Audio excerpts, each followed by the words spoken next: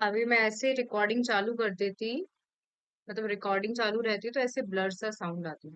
ठीक है, अभी तो आपको आवाज क्लियर आ रही है ना, पूरी प्रॉपर? मतलब मेरी आवाज आ रही है आप लोगों को? एक बार हैंड रेज कर दीजिए प्लीज। सॉरी।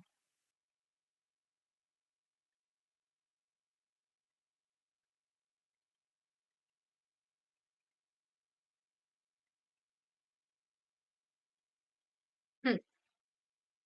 ठीक है। अब देखिए, हमने पनिशमेंट याद कर ली, अब आ जाइए अटेम्प्ट क्या होता है। तो हमने क्या करा था, अटेम्प्ट की हमने डेफिनेशन पढ़ी थी, पहले पढ़ी थी, क्या पढ़ी थी उसकी डेफिनेशन? Active movements. आप क्या कर रहे हो, किसी ऑफेंस के लिए active movements towards the offence, लेकिन जो आपके जो रिजल्ट है, जो आपका इंटेंट, ये जो आपका फाइनल रिजल्ट है, वो कंप्लीट नहीं हो पाया है।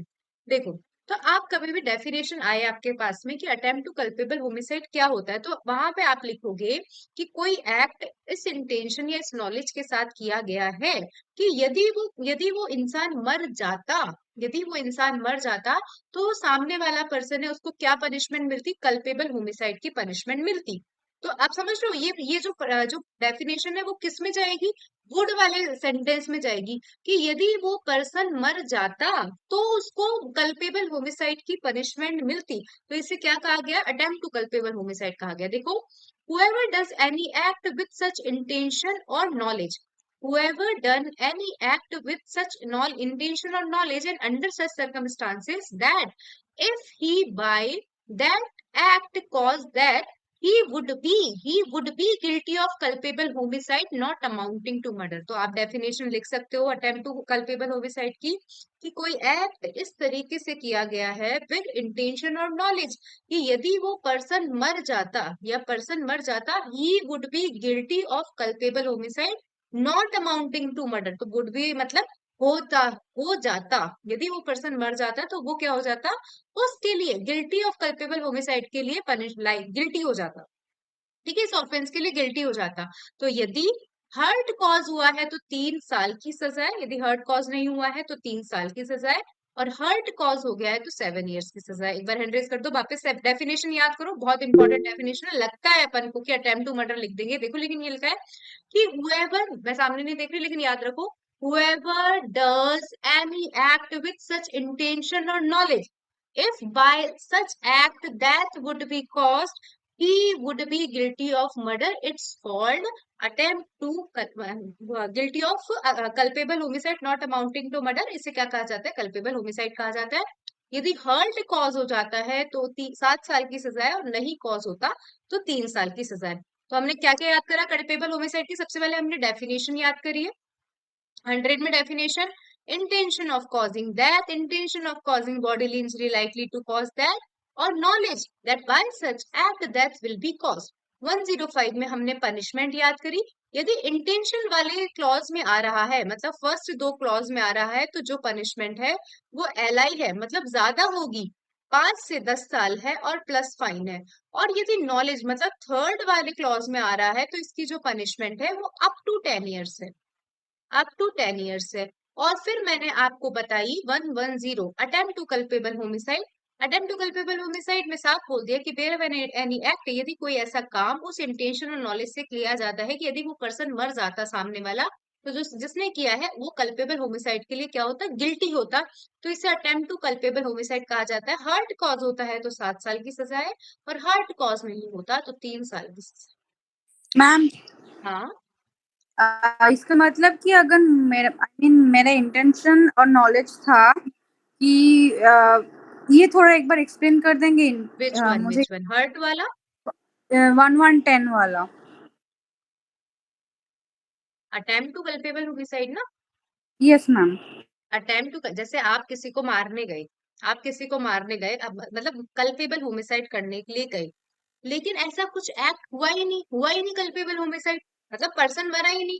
तो इसलिए बोला है कि यदि वो पर्सन मर जाता तो आपको कल्पेबल होमिसाइड की पनिशमेंट मिलती। जैसे मान लो कि आपने क्या करा, आपने जैसे नहीं होता कि ना, हमें हमने क्या करा, हम ऐसा इंटरप्रिटेशन करवा रहे सामने वाले के कि जो सामने है सड़क है, इसमें एग्जाम्पल भी देखोगे आप पेरेक में कि सामने सड़क है, क्या है, सड़क है। तो हमने ना ऐसे ना पत्ते बिछा दिए उसके अंदर, वो सड़क नहीं थी, खोखली सी जगह थी, और हमने उसमें क्या कर दिए, पत्ते बिछा दिए, और वो गड्ढा इतना गहरा है, वो गड्ढा इतना गहरा है कि वो पर्सन गिरेगा तो मर जाएगा। अश्मिता समझ में आया? लेकिन वो पर्सन गिर तो गया, वो पर्सन गिर तो गया लेकिन मरा नहीं, तो इसे क्या कहा जाएगा, अटेम्प्ट टू कल्पेबल होमिसाइड कहा जाएगा। समझ में आया थोड़ा बहुत? ठीक है, ये एग्जाम्पल में भी दिखेगा आपको, इसके इलस्ट्रेशन में भी है। ठीक है, अब यदि वो पर्सन मर जाता तो इसे क्या कहा जाता, अटेम्प्ट टू कल्पेबल होमिसाइड कहा जाता। डन अश्मिता? मैम अगर मर जाता तो? मर जाता तो सॉरी, मर जाता तो कल्पेबल हाँ होमिसाइड वो कहा जाता। ठीक और है, यदि वो इसलिए मरा बच नहीं ना, गया। वो मतलब इस तरीके से गिर गया लेकिन वो मरा नहीं, मरा नहीं, और मान लो उसकी थोड़ी बहुत खरोच वरोच आ गई तो कितने साल की सजा है, 7 साल की सजा है। और यदि कुछ नहीं हुआ है तो 3 साल की सजा है। अश्मिता डन? Yes ma'am. ठीक है, अब आ जाओ मर्डर। देखो बिल्कुल, मतलब मर्डर की डेफिनेशन ऑफ कोर्स बहुत इंपॉर्टेंट है। आपको मर्डर की डेफिनेशन किसकी जैसी याद करनी है, आपको मर्डर की डेफिनेशन याद करनी कल्पेबल होमिसाइड की डेफिनेशन से। तो आई होप याद तो होगी आपको कल्पेबल होमिसाइड की डेफिनेशन। तो अपन कल्पेबल होमिसाइड की डेफिनेशन से क्या बनाते हैं, मर्डर की डेफिनेशन बनाते हैं। देखो देखो कल्पेबल होमिसाइड, कोई अच्छा सा अपन कलर ले लेते हैं इसका। हाँ, कल्पेबल होमिसाइड में था इंटेंशन ऑफ कॉजिंग डेथ। याद करते जाओगे ना तो याद हो जाएगी, अदरवाइज तुम इसको 3 साल भी याद करोगे तो याद नहीं होगी। Intention of causing death. फिर था intention of bodily injury, likely to cause death. ये फर्स्ट है, ये सेकंड है, और नॉलेज थर्ड है, नॉलेज। तो याद रखो कि जो मर्डर है उसकी फर्स्ट डेफिनेशन सेम है फर्स्ट के जैसे। तो मर्डर की फर्स्ट डेफिनेशन क्या होगी इरम, मर्डर की फर्स्ट डेफिनेशन क्या होगी, इंटेंशन ऑफ कॉजिंग डेथ। याद हो गई first line, intention of causing death. देखो याद हो गई तो इसको अपन कर देते हैं, लिख देते हैं मर्डर के सामने। तो ये लिखा है murder, intention of causing death.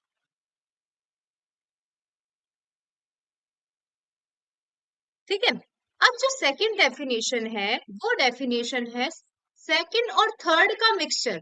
Murder की जो सेकंड डेफिनेशन है वो है सेकंड और थर्ड का mixture.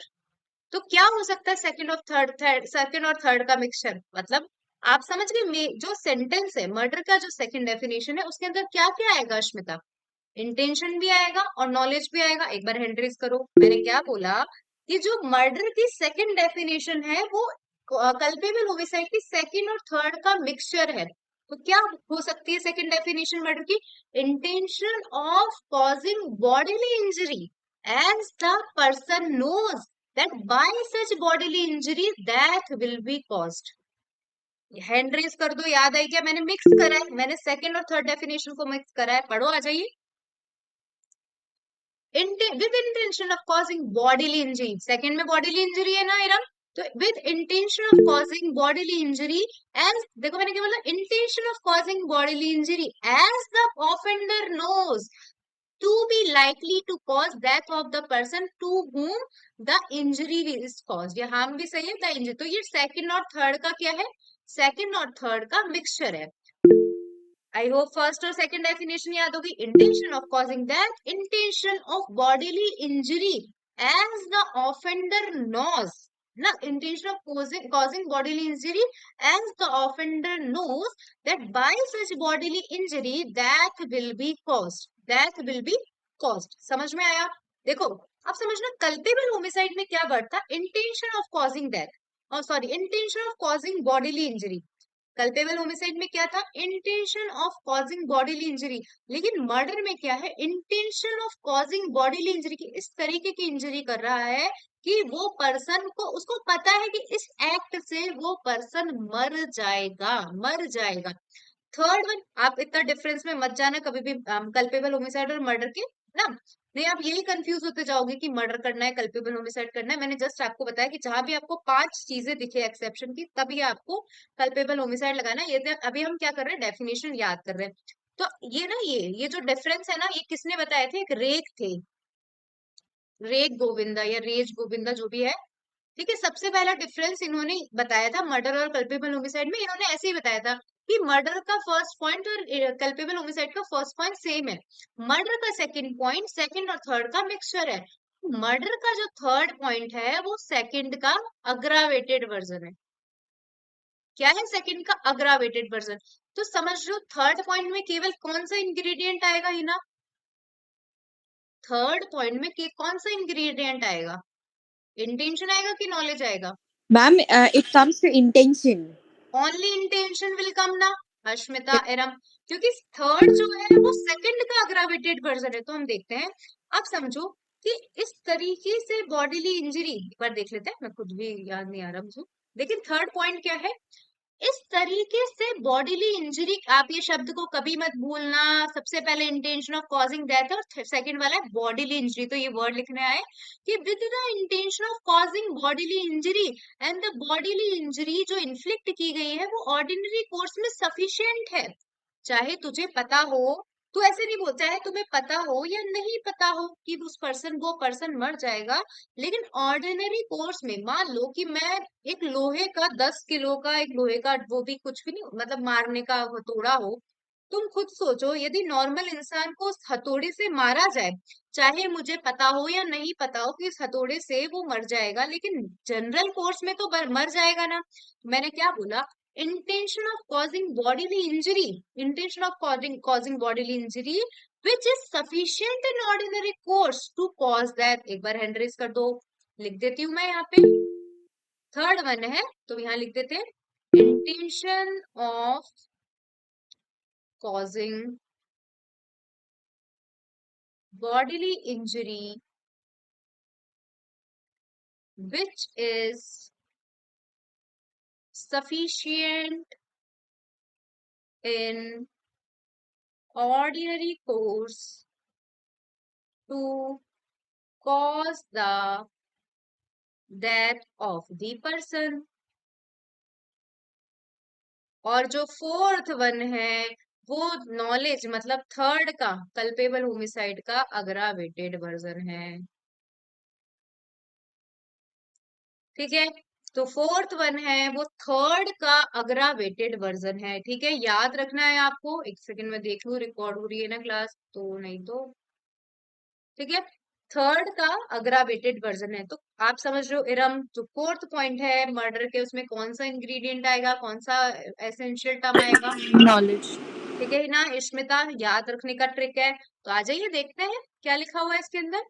If the person committing the act by which death is cause, भाई जिस एक्ट के द्वारा डेथ कॉज हुई है, लेकिन इसके अंदर बड़े बड़ी, person knows that the act is so imminently dangerous, कि वो पर्सन जानता है, इंटेंशन का कंटेंट नहीं, यहाँ पे वो पर्सन जानता है कि एक्ट इतना डेंजरस है कि in all probability, all probability cause death, इससे डेथ हो जाएगी, या इन ऑल प्रोबेबिलिटी ऐसी बॉडीली इंजरी उसने कर दी है जिससे डेथ हो जाएगी। एक बार यहीं तक याद रखो, फिर आगे का बताओ।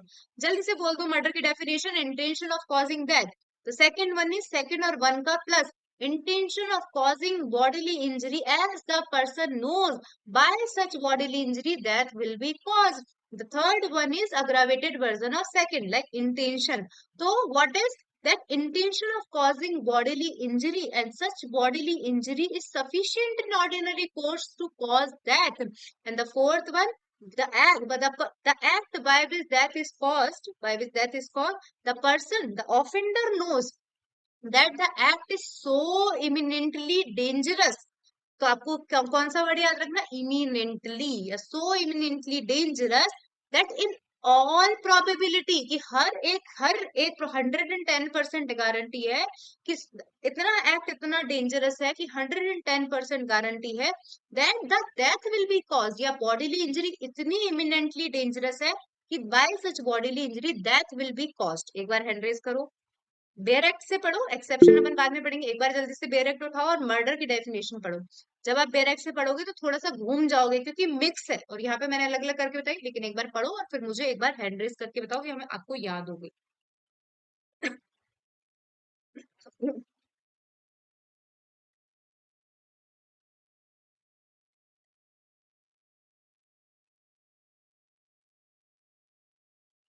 आपको मर्डर की डेफिनेशन याद होनी चाहिए।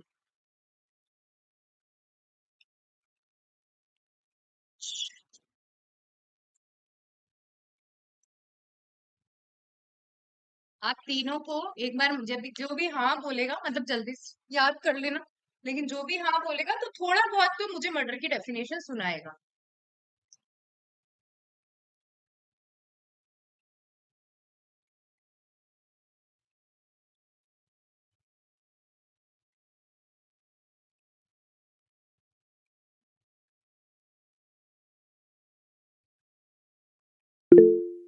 ठीक है हिना, बताइए। बुक बंद कर देना, मतलब मैं देख तो नहीं रही हूँ लेकिन बिना Okay, उसके। ma'am. Okay, ma'am. Ma'am, first that is with the intention of causing death, and second that is to be intention of causing a bodily injury, um, uh, to person to like whom to death may be caused to death, hmm. and नहीं, second third one second that में नहीं ना ना, second में आपको intention और knowledge दोनों को मिक्स करना है ना, तो आपने नॉलेज नहीं बोला ना, yes वर्ड ma'am, में डालो knowledge. yes ma'am, intention in knowledge to causing death too, that नहीं, is intention of causing bodily injury, then yes as the person knows, उस bodily injury person knows that that will be likely to cause. yes, ma'am. And okay, third one that is to with the intention of causing bodily injury, with this sufficient in the ordinary course of nature to to cause cause that. death. Okay. Yeah. And fourth one that is to this is the main of the elements that is knowledge, and hmm. that is comes to the act is so imminently dangerous that hmm. yes, ma'am, that is maybe possible to cause the death. All probability, आपको दो word याद रखना, imminently और all probability. Okay. Yes, ma'am. To cause that, done है ना, मतलब इतना भी आपको याद हो गया तो ये मच सफिशिएंट है, यदि आप इसको 5 बार याद करोगे तो आप इजी वे में याद कर लोगे। हाँ अश्मिता बताओ। Number one is uh, an act, intention. intention of causing नहीं, death. और एक और चीज, सॉरी सॉरी, मैं अभी वापस आपको मतलब इंटरप्ट कर रही हूँ, उस चीज से ध्यान रखना, एक बार मैं वापस मतलब रोक रही हूँ। यहाँ पे जो वर्ड है, यदि कल्पेबल होमिसाइड की डेफिनेशन स्टार्ट करने से पहले वर्ड है an act by which death is caused. ये शब्द आपको याद रखना है, क्योंकि पर्सन को मारना भी तो है, ऐसे याद नहीं रखना intention of causing death, person मरा भी तो है, तो यहाँ पे वर्ड है an act by which death is caused, और ये 3 शब्द लिखने हैं। और मर्डर में जो वर्ड है, ये वर्ड लिखा हुआ है culpable, all culpable homicide, all culpable homicide, क्योंकि मर्डर में तो एक एसेंशियल इंग्रेडिएंट तो होता है ये कल्पेबल होमिसाइड, तो यहाँ पे तो लिखा है एन एक्ट और यहाँ पे लिखा है all culpable homicide by which death is caused. याद रहेगा आपको, दोनों शब्द याद रहेंगे। वहां पे तो एक एक्ट ही था, वहां पे केवल एक्ट था कि N act by which death is caused, लेकिन मर्डर की जब आप फर्स्ट लाइन पढ़ोगे तो वहां लिखा है all culpable homicide by which death is caused, और नीचे के सेंटेंस। ठीक है, क्योंकि आपको पता है हर कल्पेबल होमिसाइड, मतलब अपन कल्पेबल होमिसाइड को मर्डर का एक एसेंशियल इंग्रेडिएंट मानते हैं ना, मानव वध तो हुआ ही है ना। ठीक है अश्मिता, एरम, हिना, याद रखोगे वहां पे एक्ट वर्ड है स्टार्टिंग में और यहाँ पे है कल्पेबल होमिसाइड। ठीक है, ये छोटी छोटी चीजें आपको अच्छे नंबर लेकर आ सकते हैं। अब आप यहाँ भी लिख दो N act by which death is caused, तो आप वहां भी लिख दो N act by which death is caused, तो फिर तो एग्जामिनर क्या बोलेगा, फर्स्ट वर्ड तो सेम ही है इंटेंशन ऑफ कॉजिंग डेथ, और यहाँ भी इंटेंशन ऑफ कॉजिंग डेथ, तो आप कैसे डिफरेंट करो। ठीक है अश्मिता, अब बात सुनाओ। मैम अब ये ऐड करूंगा तो पूरा घूम जाएगा मेरा। कुछ भी नहीं, आप बोलो, बोलो आप जैसे आपको बोलना था वो आप बोलो। With the intention of causing death, number one. Hmm. Okay, the second point is with the intention of causing bodily injury, and the offender has the knowledge, uh, and with the knowledge that which likely to cause death of the person, which and the third one is intention of causing bodily injury to the person, hmm. and the fourth one is bodily injury to the person and such bodily injury is sufficient in ordinary course, क्योंकि ये तो similar ही हो गया आपका culpable homicide का। हाँ yes, and imminent dangerous that it must and all probability cause death. ठीक है, फोर्थ वन है नॉलेज वाला। एरम, आपको याद हुआ या फिर बाद में सुनाओगे। मैम इंटेंशन से ही बोल दूं, all culpable homicide by which death is caused, If the act which is done with the intention of causing death, if Done. the act is done with the intention of causing bodily injury, as the offender knows that death is likely to be caused, and intention of causing bodily injury, which is sufficient in the ordinary course, that death Cause is likely to be to cause death, बस हाँ. and the act by the death is caused is the person knows that the act is so Dangerous. eminently dangerous that in all probability that is going to be caused, or such bodily injury will thereby cause death. I hope आपको कम से कम मैं मान सकती हूँ कि मैंने 70% तो याद करा दी होगी आपको मर्डर की डेफिनेशन.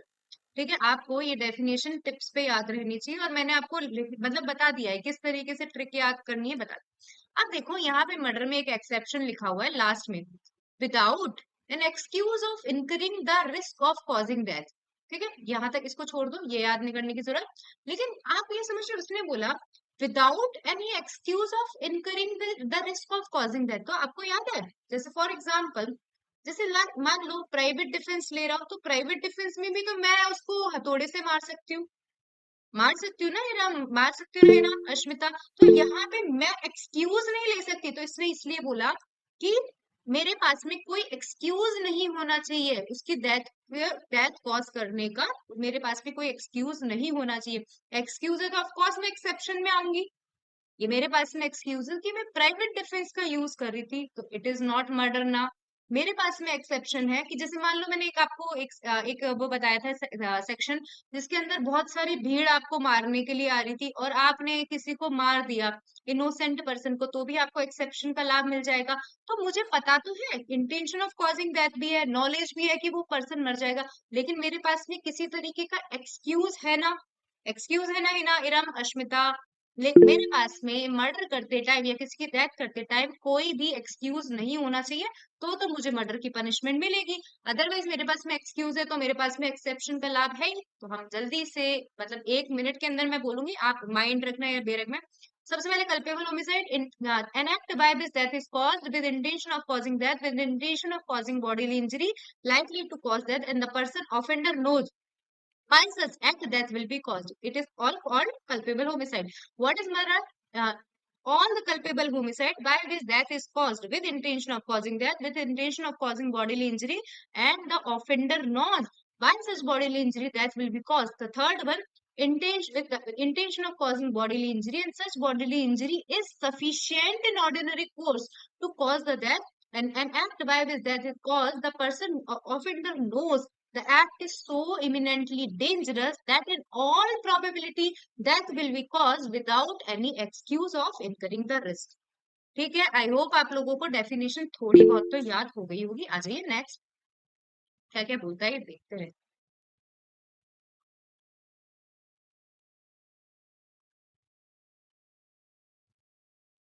ये सारे केस आपको याद रखने पड़ेंगे.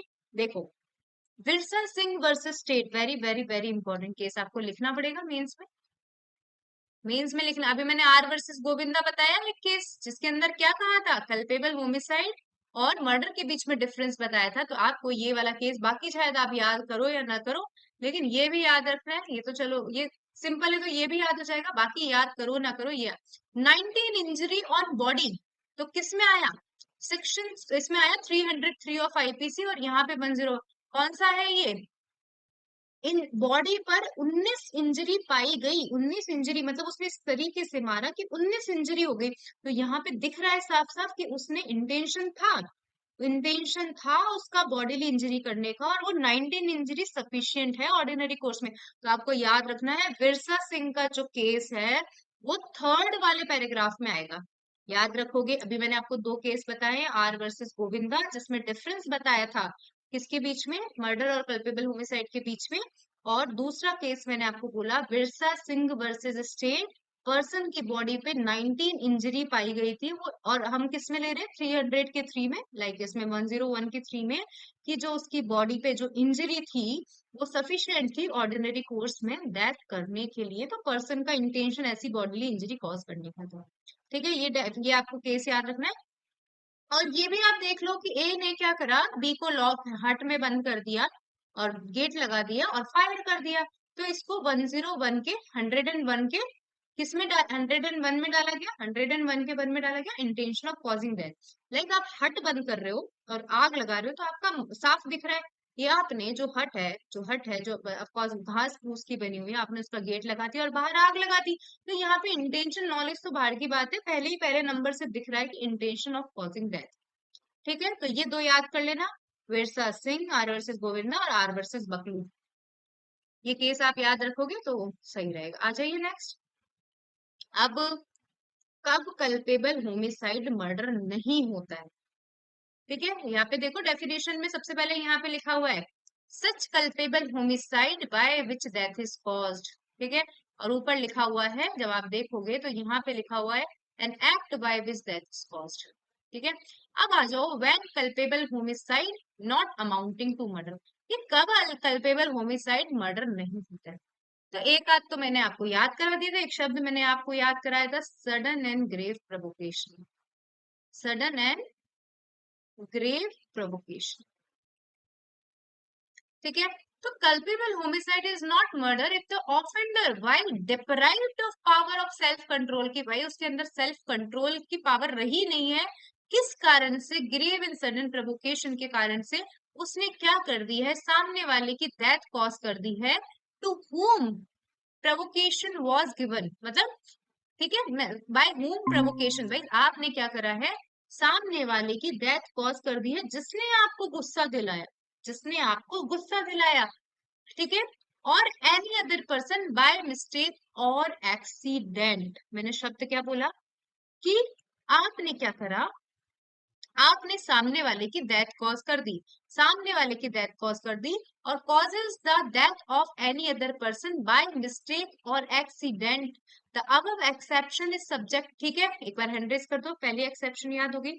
सडन एंड ग्रेव प्रोवोकेशन में आपने क्या करा, सामने वाले जिसने आपको गुस्सा दिलाया उसकी डेथ कॉज कर दी, या बाय मिस्टेक किसी और की डेथ कॉज कर दी, मिस्टेक और बाय मिस्टेक और एक्सीडेंट में किसी और की डेथ कॉज कर दी। तो ये एक्सेप्शन है, ये क्या है, एक्सेप्शन है। अब मैंने आपको बचपन से, जब हम बचपन मतलब जब से हम क्लास ले रहे, तो मैंने आपको बताया था एक्सेप्शन का एक्सेप्शन क्या बन जाता है, ऑफेंस बन जाता है। ठीक है, तो यदि इस एक्सेप्शन के एक्सेप्शन होंगे तो वो किस कैटेगरी में आएगा, अश्मिता किस कैटेगरी में आएगा? यदि इस एक्सेप्शन के एक्सेप्शन होंगे मतलब grave sudden culpable homicide. Murder में आएगा ना। यहाँ तो कल्पेबल होमिसाइड है, ओके यहाँ तो मैम। कल्पेबल होमिसाइड है ना, कि when culpable homicide is not murder, कि यदि आपने सडन एंड ग्रेव प्रोवोकेशन में सामने वाले की डेथ कॉज कर दी है, तो ये तो कल्पेबल होमिसाइड है, क्योंकि भाई आप गुस्से में थे ना, आपका ऐसे कोई इंटेंशन नॉलेज नहीं था मारने का, लेकिन आप सडन एंड ग्रेव प्रोवोकेशन में थे। अब मान लीजिए कि आपका सडन एंड ग्रेव प्रोवोकेशन का भी एक्सेप्शन दे रखा है, तो इरम, अश्मिता एंड हिना वो किस में आएगा, मर्डर में आएगा। अश्मिता, हिना समझ में आया? एक्सेप्शन का एक्सेप्शन ऑफेंस बन जाता है, एक्सेप्शन का एक्सेप्शन क्या बन जाता है, ऑफेंस बन जाता है। एरम, डन ना? अब इस एक्सेप्शन के 3 एक्सेप्शन है, समझो। मर्डर के कितने एक्सेप्शन है, 5। मर्डर के कितने एक्सेप्शन है, 5। और फर्स्ट वाले के कितने एक्सेप्शन है, फर्स्ट वाले एक्सेप्शन के 3 एक्सेप्शन है। तो एक्सेप्शन का एक्सेप्शन मतलब मर्डर, वो मर्डर। ठीक है, अब देखो जो इसका फर्स्ट एक्सेप्शन है कि वॉलंटरी प्रोवोक्ड ऑफेंस नहीं होना चाहिए, सॉट और voluntary provoked by the offender N excuse for killing. से मैं एक इंटेलिजेंट पर्सन हूँ, मैं एक इंटेलिजेंट पर्सन हूँ, मुझे पता है कि यदि मैं गुस्से में मर्डर कर दूंगी तो मेरी जो पनिशमेंट है वो किस में आएगी, मेरी जो पनिशमेंट है वो अप टू 10 ईयर में आ जाएगी। रम, समझ रहे हो हर हिना, कि ये चीज मुझे पता है, अब तुम भी नॉलेजेबल हो, ये चीज मुझे पता है कि यदि मैं गुस्से में करूंगी तो मेरी जो नहीं होते क्रिमिनल, जैसे मैं हूं, मैं मान लो क्रिमिनल है, मेरे तो आदत ही है जेल में रहना, तो मैं इस चीज का एक्सक्यूज लाभ मतलब इसका एक्सक्यूज उठा सकती हूँ ना। तो यही बोला है कि ये जो आप ये सडन और ग्रेव प्रोवोकेशन जो आप बोल रहे हो वो सेल्फ प्रोवोक्ड नहीं होना चाहिए। डन, तो देखो क्या लिखा है, सॉर्ट और वॉलंटरी प्रोवोक, ताकि एक्सक्यूज मतलब offender as an excuse for killing और doing harm to any person, कि एज एन एक्सक्यूज नहीं ले सकती मैं, सॉर्ट और वॉलंटरी प्रोवोक का एक शब्द याद रखो, सॉर्ट एंड वॉलंटरी प्रोवोक। तो इरम, है ना, और अश्मिता ये किस में चला जाएगा, यदि सॉर्ट और वॉलंटरी प्रोवोक्ड है तो ये किस में चला Murder. जाएगा, मर्डर। मर्डर में चला जाएगा। अब आ जाओ second one, given by anything done in obedience to law और by a public servant in the lawful exercise. भाई पब्लिक सर्वेंट आपको, जैसे नहीं होता पब्लिक सर्वेंट ने एक डंडा मार दिया तो आपको गुस्सा आ गया और आपने उस पब्लिक सर्वेंट की डेथ कॉज कर दी, तो क्या ये कल्पेबल होमिसाइड में आएगा क्या? वो अपनी ड्यूटी निभा रहा था तो आपको गुस्सा आया है, Iram, Hina and Ashmita. Public servant के एक्ट से आपको गुस्सा आया है और आपने उसको मार दिया, तो ये मर्डर ही कहलाएगा यदि वो अपनी लॉ के द्वारा ड्यूटी निभा रहा था तो। ठीक है, एक बार हैंड रेज करो। The first exception is the grave and sudden provocation should not be voluntary provoked and the जो person who is giving grave and sudden provocation must not be public servant.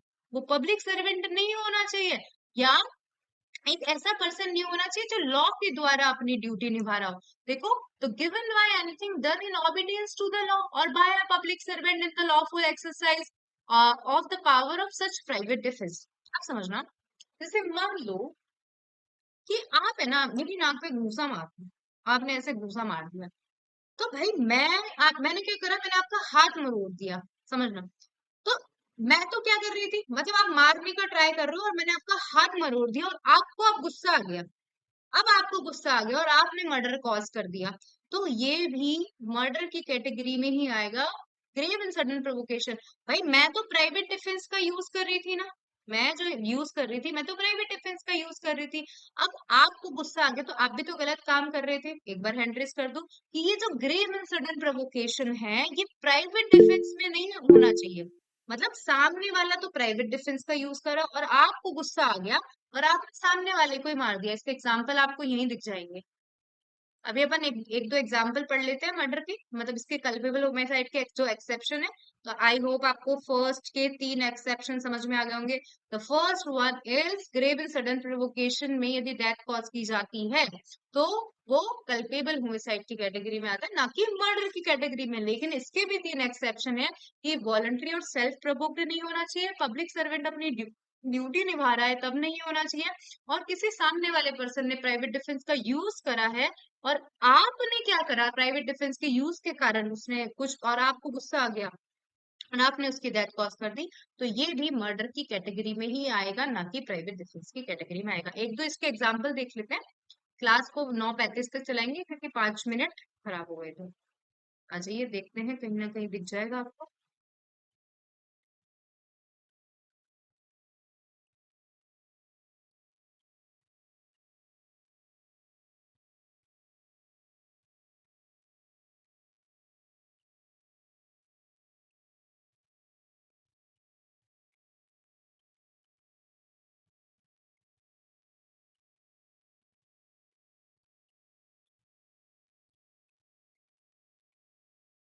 ये सारे example आप पढ़ोगे तो ये simple है, लेकिन अपन यहाँ देख लेते हैं। जैसे अ,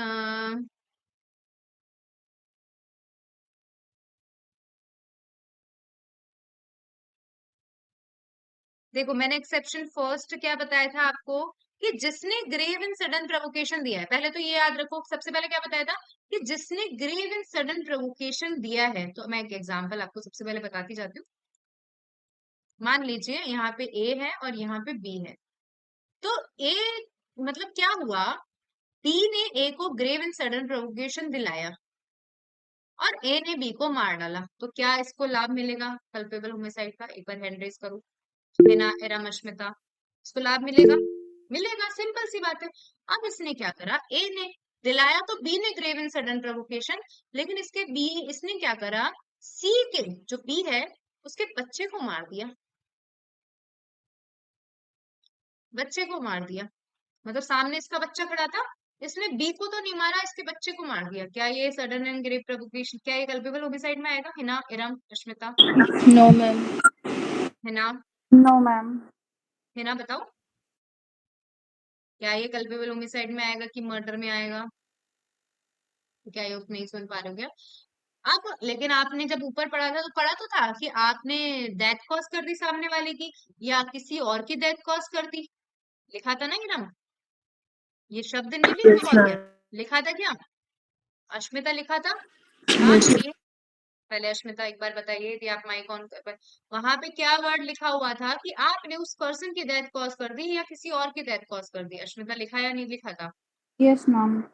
अब लेकिन मुझे बताओ कि वहां पे एक शब्द लिखा हुआ था बाय मिस्टेक और एक्सीडेंट, लिखा था या नहीं लिखा था? Yes, ma'am. लिखा था ना, बाय मिस्टेक। तो उस बच्चे को तो मैंने इंटेंशनली मारा ना। Yes, ma'am. सा- हिना, एराम, यदि आपको Yes, समझ में yes, नहीं आ ma'am. रहा, हिना आपने, आप सुन पा रहे हो? मैं वापस बोल रही हूँ, वहां पे जो I शब्द want to था, add the issue before that. Okay, तो वहां पे जो इशू था, वहां पे क्या था कि आपने सामने वाले को मारा, या आपने एक्सीडेंटली और मिस्टेकनली आपने किसी और को मार दिया। वर्ड इंपॉर्टेंट क्या है, एक्सीडेंटली और मिस्टेकनली। लेकिन मैं यहाँ पे, मैंने मार तो रही थी बी को, लेकिन मैंने मार दिया सी को, जो बी का बच्चा है। यहाँ पे कोई मिस्टेक नहीं हुई है, कोई एक्सीडेंट नहीं हुआ है, ये क्या है, ये साफ साफ मर्डर है। एक बार हैंड रेस कर दो। फर्स्ट मतलब फर्स्ट इलस्ट्रेशन है, ये दिख जाएगा आपको कि ए ने ग्रेव इन सडन प्रोवोकेशन में, यहाँ वो नहीं चलेगी, पेन नहीं चलेगा, कि ए ने ग्रेव सडन प्रोवोकेशन जेड को, जेड ने दिया और उसने इंटेंशनली जेड के जेड को मार दिया। This is murder because the provocation was not given by child and the death of the child was not caused by accident or misfortune in doing an act the causing the provocation। समझ में आ गया होगा, मैं मान लेती हूँ आपको। आ जाइए, वो देख लेते हैं अपन जो इसके एक्सेप्शन थे। बाकी सेम पढ़ना, देखो ये प्राइवेट डिफेंस वाला भी पढ़ लो कि ए ने जेड की नोज पुल करने का अटेम्प्ट किया। जेड ने प्राइवेट डिफेंस में क्या कर दिया, जेड ने प्राइवेट डिफेंस यूज कर दिया, और इससे क्या हुआ, मतलब जेड प्राइवेट डिफेंस यूज करा ताकि ए को इस ए से बचा जा सके। क्या करा जा सके, ए से बचा जा सके। ए को आ गया ग्रेव इन सडन प्रोवोकेशन, इसने जेड का मर्डर कर दिया। This is clearly a murder because जो प्रोवोकेशन दिया गया था वो प्राइवेट डिफेंस में दिया गया। किसमें दिया गया था, प्राइवेट डिफेंस में दिया गया था। तो एक्सेप्शन नंबर 3 में आ जाएगा। कल्पेबल जो सडन एंड ग्रेट प्रोवोकेशन की भी एक्सेप्शन नंबर में 3 में आ जाएगा कि प्राइवेट डिफेंस में दिया गया था, then it is clearly a murder. Then और देख लेते हैं कुछ।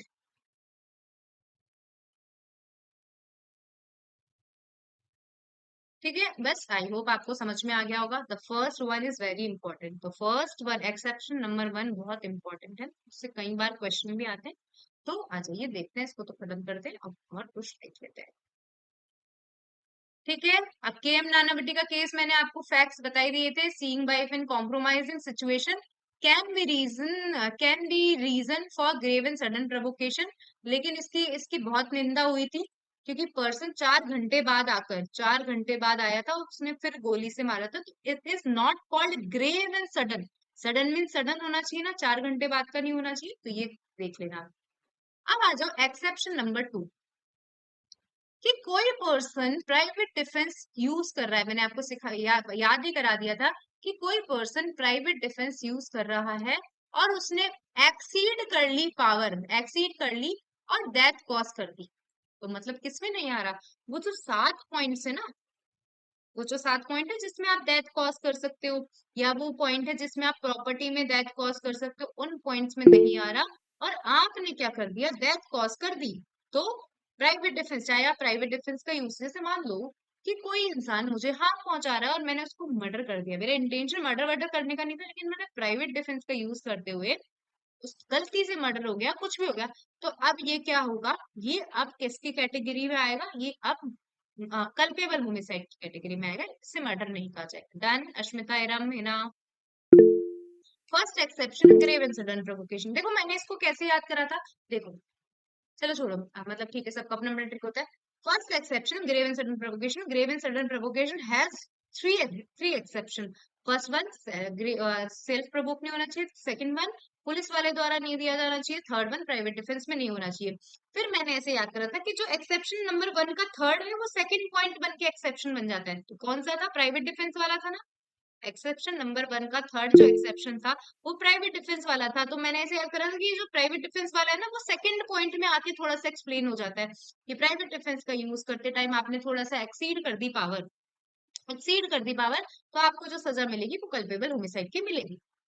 फिर थर्ड वन है, मैंने आपको पहले भी बताया था कि जब सेक्शन नंबर आप 46 पढ़ते हो सीआरपीसी का, तो वहां लिखा है कि यदि आप एनकाउंटर करते हो, पब्लिक सर्वेंट एनकाउंट मतलब पुलिस उस चोर को पकड़ने के लिए कुछ भी कर सकता है, लेकिन जिसकी पनिशमेंट डेथ और एलआई से नहीं है। जैसे मान लो कि चोर भग रहा है, उसने सिंपल चोरी करी है, चोर नहीं बोल सकते, ऑफेंडर भग रहा है और उसने सिंपल चोरी करी, तो क्या आप डेथ कॉज कर दोगे? क्या नहीं कर सकते आप डेथ कॉज उसको पकड़ने में। लेकिन बाय मिस्टेक गलती से डेथ कॉज हो जाती है, डेथ कॉज हो जाती है, तो it's not murder, it's culpable homicide. तो देखो मैंने कैसे याद करा कि जो एक्सेप्शन नंबर 1 का जो सेकंड पॉइंट था वो किससे रिलेटेड था, है ना, किससे रिलेटेड था एक्सेप्शन नंबर 1 का सेकंड पॉइंट? पब्लिक सर्वेंट से रिलेटेड था। Yes, ma'am, that is. तो जो इसका सेकंड पॉइंट है वो थर्ड इसके एक्सेप्शन के अंदर आता है। आप अपने अकॉर्डिंग याद करना, ये मेरी स्ट्रेटेजी थी कि जो एक्सेप्शन नंबर 1 का सेकंड थर्ड पॉइंट है प्राइवेट डिफेंस, वो सेकंड नंबर का एक्सेप्शन है, और एक्सेप्शन नंबर 1 का जो सेकंड एक्सेप्शन है पब्लिक सर्वेंट वाला, थर्ड नंबर का एक्सेप्शन है कि जो पब्लिक सर्वेंट अपनी अथॉरिटी को एक्सीड कर जाता है। भाई आपको कोई मारने की वो थोड़ी दी है, पुलिस वाले को पकड़ने के लिए मारने की अथॉरिटी नहीं दी ना, मतलब केवल उन्हीं ऑफेंसेस में दी है जिसमें जो जो ऑफेंडर है वो डेथ और एलआई वाले ऑफेंस को करके भाग रहा है और आप वो पकड़ में नहीं आ रहा, तो आप वो कर सकते हो, उसका एनकाउंटर कर सकते हो। लेकिन ऐसे ऑफेंस जो डेथ और एलआई से पनिशेबल नहीं है, तो आप उड़ा के थोड़ी मार थोड़ी दोगे, लेकिन गलती से मर जाता है इंसान, तो किस कैटेगरी में आ जाएगा? कल्पेबल होमिसाइड की कैटेगरी में आ जाएगा। तो सबसे पहला कल्पेबल होमिसाइड का एक्सेप्शन था grave and sudden provocation. The second exception is private defence का यूज में आपने अपनी अथॉरिटी को एक्सीड कर दिया, and the third one is कि जो पब्लिक सर्वेंट है उसने अपनी अथॉरिटी को एक्सीड कर दिया। हैंड रेज कर दीजिए, तीनों एक्सेप्शन याद होने चाहिए। इन एक्सेप्शन का मतलब है कि अब ये एक्ट मर्डर में नहीं आएगा, ये कल्पेबल होमिसाइड में आएगा। ठीक है, अब आ जाओ कि कोई प्रीमेडिटेशन नहीं था, कोई भी प्रीमेडिटेशन नहीं था, गलती से लड़ाई हो गई, मतलब हम लोग मान लो कि हम लोगों की गलती से लड़ाई हो गई, लड़ाई है यहाँ पे, ग्रेव एंड सडन प्रोवोकेशन थोड़ा सा डिफरेंट है। यहाँ पे हम दोनों की क्या हो गई, हम लोगों की लड़ाई हो गई विदाउट प्रीमेडिटेशन, हमारा लड़ाई करने का कोई उद्देश्य नहीं था, हो जाती है ना कभी कभी अचानक से लड़ाई। तो देखो culpable homicide is not murder if it is committed without premeditation in a sudden fight, in the heat of passion, upon a sudden quarrel। तो आपको सिंपल याद रखना, sudden fight, sudden quarrel without premeditation। मैंने क्या बोला?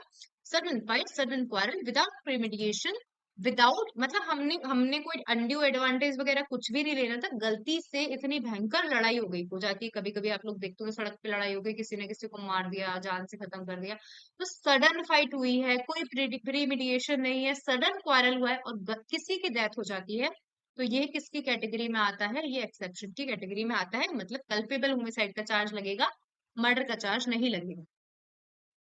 ये इससे ये इमेटेरियल है, ये इमेटेरियल है, किसने लड़ाई स्टार्ट करी, ठीक है, इसमें कुछ भी नहीं है, तो सडन फाइट की बात है। और द फिफ्थ नंबर का एक्सेप्शन, फिफ्थ नंबर का एक्सेप्शन है, मैंने याद करवाया था आपको कि जो पर्सन जिसकी डेथ कॉज की जा रही है वो 18 साल से ऊपर का था, और उसने कहा कि भाई मैं चाहता हूँ कि तू मुझे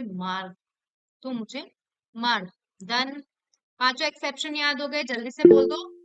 9:30 हो रहे हैं, मैं बोलूंगी और आप समझते जाना। कल्पेबल होमिसाइड की डेफिनेशन से स्टार्ट करते हैं। Intention of causing death, intention of causing bodily injury likely to cause death, and the offender knows by such act that will be cause. तीन इसकी एक्सप्लेनेशन थी, लेकिन मैंने आपको बताया है कि वो एक्सप्लेनेशन कल्पेबल होमिसाइड की एक्सप्लेनेशन नहीं है, जनरल एक्सप्लेनेशन दी गई है। फर्स्ट वन जो एक्सप्लेनेशन नंबर 1 था उसमें कहा था कि एक पर्सन डिसऑर्डर से गुजर रहा है, उसको मार दिया जाता है, तो ये मारा जाएगा कि डेथ कॉज करी है, मतलब आपने मारा है। सेकंड पॉइंट इसने हमने क्या कहा था कि कोई इंसान ऐसा एक्सक्यूज नहीं ले सकता कि यदि उसको प्रॉपर ट्रीटमेंट मिलता तो एक्सेप्शन, मतलब प्रॉपर ट्रीटमेंट मिलता तो वो सही हो जाता। थर्ड एक्सेप्शन कि मदर जो चाइल्ड इन whom यदि इंसान को उसको मारा गया है तो वो कल्पेबल होमिसाइड नहीं है, वो मिसकैरेज है। लेकिन शरीर का कोई भी अंग फोर्थविथ मतलब बाहर आ जाता है और उसकी डेथ कॉज की जाती है, तब वो कल्पेबल होमिसाइड की कैटेगरी में आ सकता है। फिर मैंने आपको मर्डर की डेफिनेशन बताई थी कि जो मर्डर की डेफिनेशन है उसमें स्टार्ट वर्ड करना है आपको कल्पेबल होमिसाइड।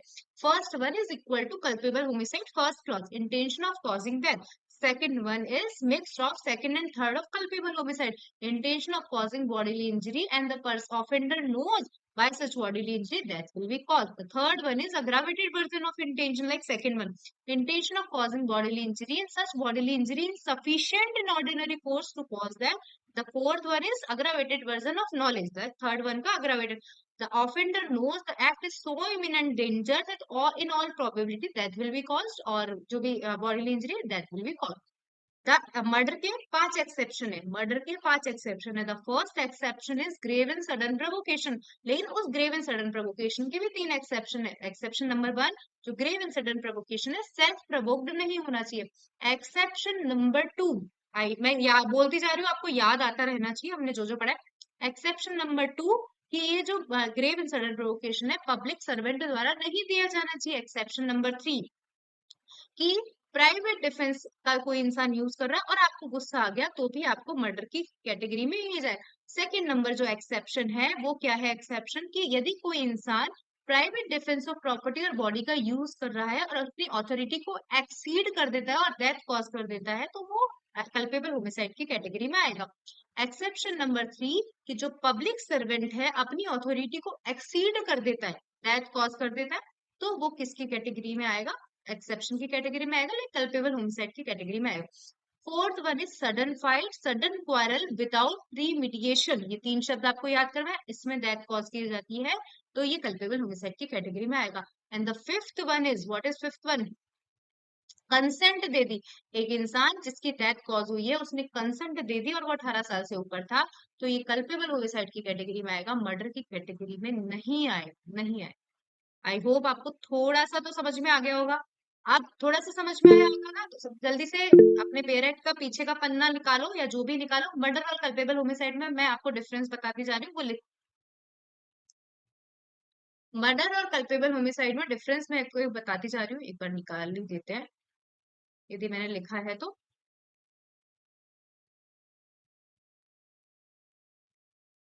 एक तो मैं ये ऐसे ही बता देती हूँ कि all murders are culpable homicide. आप एक्सप्रेस उसमें लिख सकते हो all murders are culpable homicide, लेकिन आप कल्पेबल होमिसाइड में लिखोगे all culpable homicide are not murder.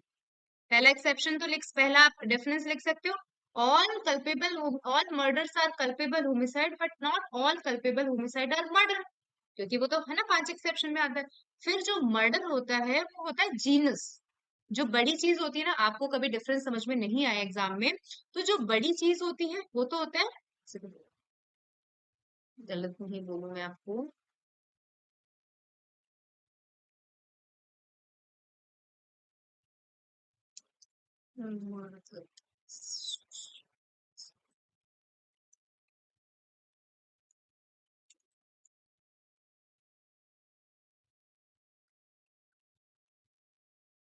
यदि एक बार इसमें आंसर आ जाता है. देखो, culpable homicide is genus and murder is the species. कैसे याद करोगे आप लोग इस चीज को? अपन कभी मसालेदानी का डिब्बा आपके घर में, सबके घर में होगा, हिना एरम एक अपन नहीं रखते जिसके अंदर मसाले, सारे मसाले एक साथ रखते हैं, मैं मानती हूँ. तो जो स्पेसीज है वो छोटी चीज है. एरम अश्मिता, जो स्पेसीज है, जो स्पाइसेस है, जो स्पाइसेस है वो छोटी चीज है और जो उसका डिब्बा है वो बड़ा है. तो मैं इसको इस तरीके से याद करा कि जो कल्पेबल होमिसाइड ऑफकोर्स वो बड़ा है. भाई कल्पेबल होमिसाइड तो सिंपल मर्डर, मतलब किसी का मानव वध है. तो culpable homicide is a genus and murder is a species. याद रहेगा आपको, ये याद रहेगा कि culpable homicide is a genus and murder is species, क्योंकि मर्डर छोटे होते हैं, स्पाइसेस की जैसे याद करा. The murder is species and culpable homicide is genus. ये सेकंड एक्सेप्शन याद हो गया, आई होप आपको याद हो गया होगा. फिर आप लिखोगे पनिशमेंट. अभी मर्डर की पनिशमेंट एक बार और देख लेते हैं. जैसे कल्पेबल होमिसाइड की 2 तरीके से बांटोगे आप पनिशमेंट को, इंटेंशन की पनिशमेंट डालोगे और नॉलेज की पनिशमेंट डालोगे. ठीक है, मर्डर की पनिशमेंट अपन देख लेते हैं, वैसे डेथ और एलआई होगी लेकिन एक बार भी देख लेते हैं. मर्डर की पनिशमेंट है डेथ और एलआई. ठीक है, और कल्पेबल होमिसाइड की पनिशमेंट आप 2 तरीके से बांट कर रख सकते हो. तो आराम से 2 नंबर का क्वेश्चन भी आए मर्डर और कल्पेबल होमिसाइड में डिफरेंस, तो आप अच्छे से लिख सकते हो, लिख सकते हो. यदि आपके पास में बहुत ज्यादा टाइम है तो आप डिफरेंस बना के लिख दो. और आप क्या लिखोगे? क्या लिखोगे कभी भी, मतलब हमेशा हमेशा हमको एक्स्ट्रा लिख कर आना है, कुछ अच्छे लिख कर आना है। तो आप लिख दोगे कि रेग वर्सेस गोविंदा जो केस था, रेग वर्सेस गोविंदा की जो केस था, उसमें सबसे पहले किसको डिस्टिंग्विश किया था, मर्डर और कल्पेबल से। तो बंदा आपको 1.5 नंबर दे रहा होगा तो 1 से 3 बटा 4 नंबर दे देगा। 1 से 3 बटा 4 आई होप जानते होंगे, 2.25। ठीक है, 2.25 मार्क्स दे देगा आपको आराम से, क्योंकि आपने केस भी लिखा। ठीक है, डन। एक बार हैंड रेज कर दीजिए, थोड़ा बहुत समझ में आ गया होगा प्लीज। क्लास खत्म होने के बाद में मत करना बंद, 1 मिनट 5 मिनट, मतलब क्या करना, 2 मिनट के लिए रिवाइज कर लेना। ठीक है, thank you so much. Thank you, ma'am.